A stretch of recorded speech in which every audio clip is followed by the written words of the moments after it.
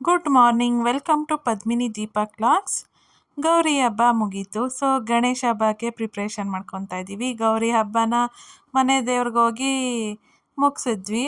Ganesha ಹಬ್ಬನಾದ್ರು celebrate ಮಾಡೋಣ at least ಸ್ವಲ್ಪ ಅಂತ ಹೇಳಿ ಎಲ್ಲ ಪೂಜೆಗೆ ರೆಡಿ ಮಾಡ್ಕೊತಾ ಇದ್ದೆ. ಮಾವ ಮತ್ತು ವಂಶಿಕ್ಕು ತೋರಣ ಎಲ್ಲ ಕಟ್ಟಿ ಮುಗಿಸಿದ್ರು.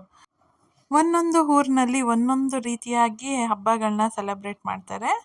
ಸೊ ನಮ್ಮ ಅಮ್ಮನ ಮನೆಯಲ್ಲಿ ಹೊಸ್ಲು ಪೂಜೆ ಮಾಡ್ತಾರೆ. ಹೊಸ್ಲಲ್ಲಿ ಒಂದು ಸ್ವಲ್ಪ ಸಗಣಿಯನ್ನು ಕಟ್ಟಿ ಅದರೊಳಗಡೆ ಗರಿಕೆಯನ್ನು ಇಟ್ಟು ಕಡಲೆಪುರಿ ಎಲ್ಲ ತರಿಸಿ ಪೂಜೆ ಸಾಮಾನು ಇಟ್ಟು ಹೊಸ್ಲು ಪೂಜೆ ಅಂತ ಗಣಪತಿ ಹಬ್ಬದ ದಿನ ಮಾಡಿ ತೆನಿ ಎರೀತಾರೆ.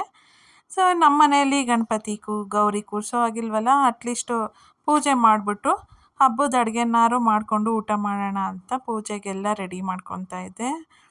ಸೊ ನಾನು ಪೂಜೆಗೆ ರೆಡಿ ಮಾಡ್ಕೊಳ್ಳೋಷ್ಟರೊಳಗೆ ಅತ್ತೆ ಅಡುಗೆಗೆ ಸ್ವಲ್ಪ ರೆಡಿ ಮಾಡ್ತಾಯಿದ್ರು.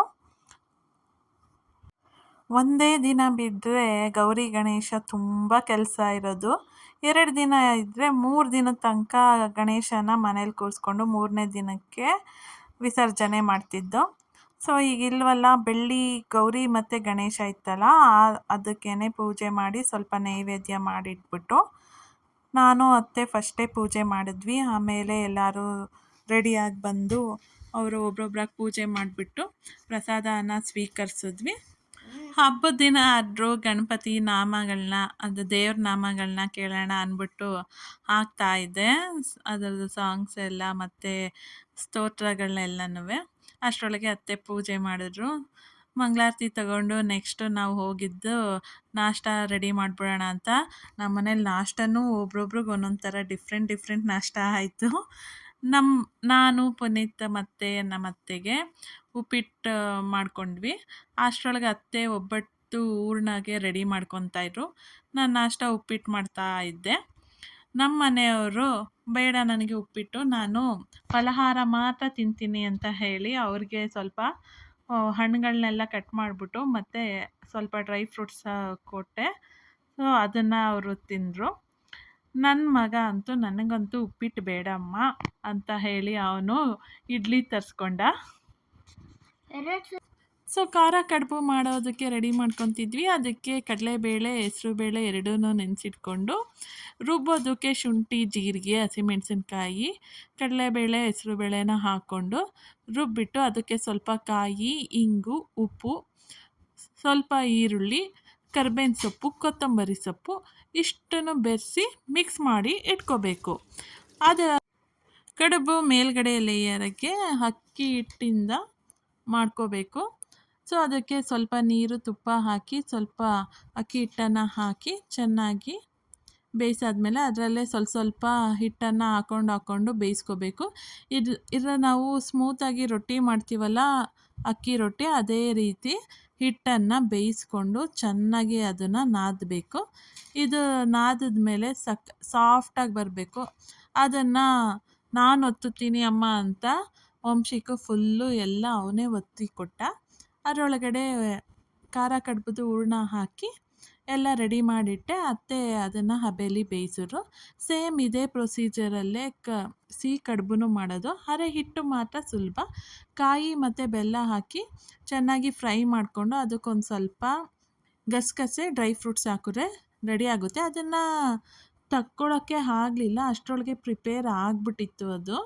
ಸೊ ಖಾರವಾದ ಕಡುಬು ಮಾತ್ರ ನಾನು ವೀಡಿಯೋ ಮಾಡೋಕ್ಕಾಗ್ತು. ತುಂಬ ಅಡುಗೆಗಳಿತ್ತಲ್ಲ, ಸರಿಯಾಗಿ ವೀಡಿಯೋನೇ ಮಾಡೋಕ್ಕಾಗಲಿಲ್ಲ. ಎಷ್ಟು ಸಾಧ್ಯನೋ ಅಷ್ಟು ಅಡುಗೆದು ಬರೀ ಖಾರ ಕಡುಬುದು ಮಾಡಿದೆ. ಸೊ ಗಣೇಶ ಹಬ್ಬದ ಅಡುಗೆ ಚಟ್ನಿ, ಖಾರ ಕಡುಬಿಗೆ, ಕಾಯಿ ಹಾಲು ಒಬ್ಬಟ್ಟಿಗೆ, ಒಬ್ಬಟ್ಟು ಸಾಂಬಾರು ಮತ್ತು ಟೊಮೆಟೊ ಬಾತ್. ಸಿಂಪಲಾಗಿ ಟೊಮೆಟೊ ಬಾತ್ ಮಾಡಿದ್ವಿ ಅವರೆಕಾಳು ಹಾಕಿ. ಖಾರ ಕಡುಬು ಚೆನ್ನಾಗಿ ರೆಡಿ ಆಯಿತು. ಕೋಸಂಬರಿ ಮತ್ತು ಒಬ್ಬಟ್ಟು, ಖಾರ ಪಲ್ಯ, ಅನ್ನ ಸಾಂಬಾರು, ಸಿಹಿ ಕಡುಬು, ಇಷ್ಟು ಎಲ್ಲ ಐಟಮ್ಸು ರೆಡಿ ಆಯಿತು. ಪೂಜೆ ಕೆಲಸ ಇರಲಿಲ್ವಲ್ಲ, ಸ್ವಲ್ಪ ಅಡುಗೆ ಬೇಗನೆ ರೆಡಿ ಆಯಿತು. ಎಲ್ಲ ರೆಡಿ ಆದಮೇಲೆ ಇನ್ನೇನು ಮಾಡೋಣ, ಎಲ್ಲರನ್ನೂ ಕರೆದು ಊಟ ಮಾಡೋಣ ಅಂದ್ಬಿಟ್ಟು ಊಟ ಮಾಡಿದ್ವಿ. ಸೊ ಇಷ್ಟು ಐಟಮ್ ನಾನು ಒಂದು ಪಿಕ್ ಹಾಕ್ತೆ, ಚೆನ್ನಾಗಿದೆ ಅಲ್ವಾ, ಎಲೆ ತುಂಬ ಕಾಣಿಸ್ತಿದೆ ಅಂದ್ಬಿಟ್ಟು ಪಿಕ್ ಹಾಕ್ತೆ. ಸೊ ಹಬ್ಬ ಅಂದ ತಕ್ಷಣ ಎಲೆ ತುಂಬ ಡಿಫ್ರೆಂಟು ಅಡುಗೆಗಳು ಇದ್ದರೆ ಅದು ತುಂಬ ಚೆನ್ನಾಗಿ ಹಬ್ಬ ಅನಿಸ್ಕೊಳ್ಳುತ್ತೆ. ಊಟ ಆದಮೇಲೆ ನಾನು ದೀಪಕ್ ವಂಶಿಕು ಒಂದೊಳ್ಳೆ ಫಿಲಮ್ ನೋಡಿದ್ವಿ. ಅದಾದಮೇಲೆ ನಮ್ಮ ಮನೆ ಹತ್ರನೇ ಗಣೇಶನ ಕೂರಿಸಿದ್ರು ಮಕ್ಳುಗಳು. ಅವರು ಪೂಜೆಗೆ ಅಂತ ಕರೆದ್ರು, ಹೋಗಿ ಈ ಸತಿ ತುಂಬ ಚೆನ್ನಾಗಿ ಗಣಪತಿ ತಂದಿದ್ರು. ಸ್ವಲ್ಪ ದೊಡ್ಡದೇ ಇತ್ತು. ಸಿಂಪಲಾಗಿ ಡೆಕೋರೇಷನ್ ಮಾಡಿದ್ರು, ಆದರೆ ಗಣಪತಿ ಮಾತ್ರ ತುಂಬ ಚೆನ್ನಾಗಿತ್ತು. ಅದು ವೈಟ್ ಲೈಟ್ ಬಿಟ್ಟಿದ್ರೆ ನೀಟಾಗಿ ಕಾಣಿಸೋದು. ಸೊ ಅವರು ಕಲರ್ ಲೈಟ್ ಬಿಟ್ಟಿರೋದ್ರಿಂದ ಅಷ್ಟು ನೀಟಾಗಿ ಕಾಣಲಿಲ್ಲ. ಆದರೆ ನೋಡೋಕ್ಕೆ ಮಾತ್ರ ಗಣಪತಿ ತುಂಬ ಚೆನ್ನಾಗಿದೆ.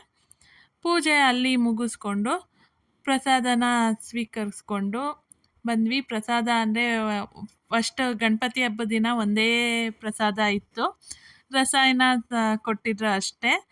ಇನ್ನು ಡೈಲಿ ಡಿಫ್ರೆಂಟ್ ಪ್ರಸಾದಗಳು ಮಾಡ್ತಾ ಇರ್ತಾರೆ. ಸೊ 3-4 ಥರ ಪ್ರಸಾದ ಅಂತೂ ಸಿಕ್ಕೇ ಸಿಗುತ್ತೆ. ಆ ಪ್ರಸಾದ ತಂದು ದೀಪಕ್ಕೆ ಸ್ವಲ್ಪ ಕೊಟ್ಬಿಟ್ಟು ನಾನೊಂದು ಸ್ವಲ್ಪ ತಿಂದ್ಬಿಟ್ಟು ನೈಟ್ಗೆ ಉಳಿದಿರೋ ಅಡುಗೆಗಳನ್ನೆಲ್ಲ ಊಟ ಮಾಡಿಕೊಂಡು ಎಲ್ಲ ಪಾತ್ರೆನೂ ತೊಳೆದಿಟ್ಟೆ. ಸೊ ನೈಟೇ ಎಲ್ಲ ಪಾತ್ರೆನೂ ತೊಳೆದಿಟ್ಟರೆ ಬೆಳಗ್ಗೆ ಸ್ವಲ್ಪ ಈಸಿ ಆಗುತ್ತೆ. ಆದರೂ ಏನಿಲ್ಲ, ನಾಳೆ ಸಂಡೇ ಆರಾಮಾಗಿ ನಿಧಾನಕ್ಕೆ ಎದ್ದೇಳ್ಬೋದು ಅಂತ ಉಳಿದಿರೋ ಪಾತ್ರೆನೆಲ್ಲ ತೊಳೆದಿಟ್ಬಿಟ್ರು ಬೇಗ ಕೆಲಸ ಮುಗಿಯುತ್ತೆ ನಿಧಾನಕ್ಕೆ ಎದ್ರುವೆ ಅಂತ ಎಲ್ಲ ಪಾತ್ರೆನೂ ತೊಳೆದಿಟ್ಬಿಟ್ಟೆ. ಏನು ಏನು ಹಿಂದೆ ತೆಗ್ದಿದ್ದೀನಿ. ಓ ಹಿಡ್ಕೊ ಒಂದು ನಿಮಿಷ ಎಲ್ಲ ಹಿಂಗೆ ಹಿಡ್ಕೊತೀನಿ. ಗಣಪತಿ ಏನು ಮಾಡ್ತೈತೆ? ಇದೇನೋ ಗುದ್ದಾಡಕ್ಕೆ ತಂದ್ಬಿಟ್ಟೈತೆ. ಏನೋ ಏನಿದು? ಏನು? ಏಯ್, ಗಣಪತಿ ಗದೆಯಲ್ಲಿ ಇಟ್ಕೊತದೆ. ಅಲ್ಲಾಕಿದ್ರು. ಹೌದಾ? ಹಂಗೆ ನಾನೇ ಸರಿಯಾಗಿ ಅಬ್ಸರ್ವ್ ಮಾಡಿಲ್ವಾ ನಮ್ಮ ಏರಿಯಾ ಗಣಪತಿನ? ಗೌರಿಯಲ್ಲಿ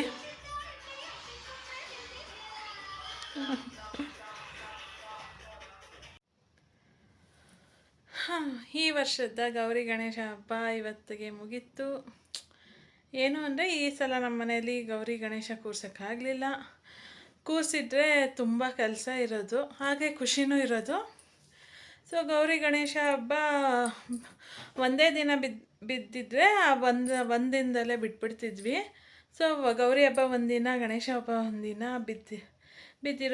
ಬಿದ್ದಿದ್ರೆ ಆ ವರ್ಷ ನಾವು 3 ದಿನ ಇಟ್ಕೊಳ್ತಾ ಇದ್ವಿ. ಆಮೇಲೆ ಇವತ್ತು ಏನಾರ ಕೂರಿಸಿದ್ರೆ ಇಯರು ನಾಳೆ ಬಿಡ್ತಾಯಿದ್ವಿ ಸಂಡೇ. ಚೆನ್ನಾಗಿರೋದು. ಓಕೆ, ಏನೂ ಮಾಡೋಕ್ಕಾಗಲ್ಲ, ನೆಕ್ಸ್ಟ್ ಇಯರ್ ಕೂರಿಸೋಣ. ಸೊ ನಾನು ಎಲ್ಲ ಆಯಿತು. ಊಟ ಎಲ್ಲ ನಾವು ಏನು ಮಧ್ಯಾಹ್ನ ಮಾಡಿದ್ವಿ, ಸ್ವಲ್ಪ ಅದೇ ಮಿಕ್ಕಿತ್ತು, ಜೊತೆಗೆ ಒಂದೊಂದು ಚಪಾತಿ ಹಾಕ್ಕೊಂಡು ಊಟ ಮಾಡಿದ್ವಿ. ಈ ವರ್ಷ ನಮ್ಮ ಮನೆ ಹತ್ರನೇ ಗಣಪತಿ ಕೂರಿಸಿದಾರಲ್ಲ, ಸೊ ಅಲ್ಲೇ ಡೈಲಿ ಪೂಜೆ ಮಾಡಿಕೊಂಡು ಅವರು 12 days ಆಗುತ್ತಂತೆ ಬಿಡೋದು. ಅಲ್ಲಿಗೆ ಪೂಜೆಗೆ ಹೋಗಿದ್ವಿ.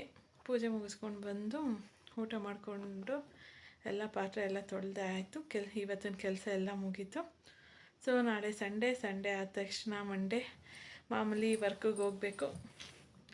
ಸೊ ಡೈಲಿ ರುಟೀನ್ ನಡಿಬೇಕಲ್ಲ. ಸೊ ಇವತ್ತಿಗೆ ನನ್ನ ಲಾಗ್ನ ಇವತ್ತು ಮುಗಿಸ್ತಾ ಇದ್ದೀನಿ. ಸೊ ಎಲ್ಲರಿಗೂ ಗುಡ್ ನೈಟ್. ಮತ್ತೊಮ್ಮೆ ಗೌರಿ ಗಣೇಶ ಹಬ್ಬದ ಶುಭಾಶಯಗಳು.